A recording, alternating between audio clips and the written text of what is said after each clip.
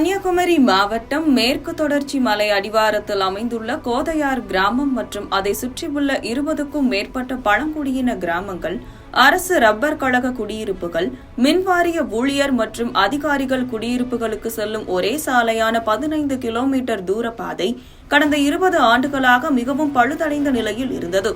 குண்டும் குழியுமாக காணப்பட்ட இந்த சாலையால் பொதுமக்கள் பயணிக்க மிகுந்த சிரமங்களை எதிர்கொண்டதுடன் பல விபத்துகளும் உயிரிழப்புகளும் ஏற்பட்டன.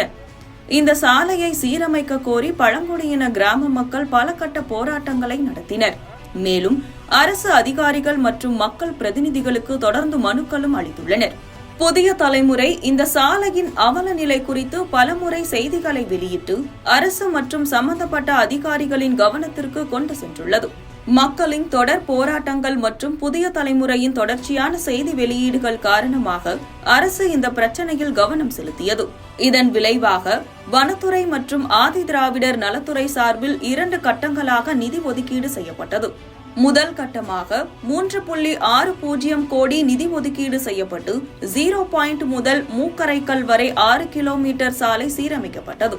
இரண்டாம் கட்டமாக 6.25 கோடி நிதி ஒதுக்கீடு செய்யப்பட்டு மூக்கரைக்கல் முதல் கோதையார் வரையிலான 9 கிலோமீட்டர் சாலை சீரமைக்கும் பணிகள் நிறைவடைந்தன.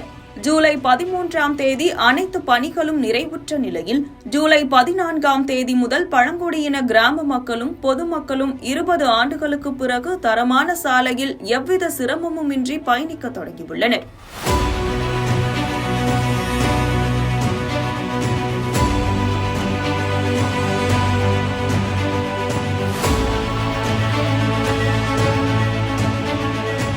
இந்த சாலை சீரமைப்பு பணிக்காக 14 ஆண்டுகளாக தங்களுக்கு துணையாக நின்ற புதிய தலைமுறைக்கு பழங்குடியின கிராம மக்கள் தங்களது மனமார்ந்த நன்றியை தெரிவித்துக் கொண்டனர்.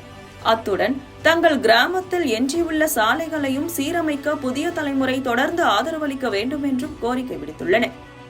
கோதையார் பேச்சுப்பாறை சாலையானது கடந்த 20 ஆண்டுகளாக செப்பனிடப்படாமல் குண்டும் குழியுமாக காட்சியளித்து இந்த வழியாக ஒரு அவசர தேவைக்காக ஒரு 108 கூட செல்ல முடியாத நிலையில் இருந்த அந்த சாலையானது செப்பனிட கேட்டு பல கட்ட போராட்டங்கள் நடத்திய பின்பும் அரசுடன் தொடர்ந்து கோரிக்கை வைத்ததன் விளைவாக இந்த சாலை என்பது செப்பனிடப்பட்டு இன்று தரமான சாலையாக மாற்றப்பட்டு இன்றைய தினத்தில் இன்று காலை முதல் பேருந்து இயக்கப்பட்டு வருகிறது. இதற்காக எங்களுடைய எல்லா போராட்டங்களிலும் இந்த கோரிக்கை சம்பந்தமான விஷயங்களையும் அரசினுடைய கவனத்திற்கு கொண்டு சென்ற புதிய தலைமுறை மற்றும் பத்திரிகையாளர்கள் இதற்காக நல்ல முயற்சிகள் எடுத்தார்கள். அவர்களுக்கு நன்றி.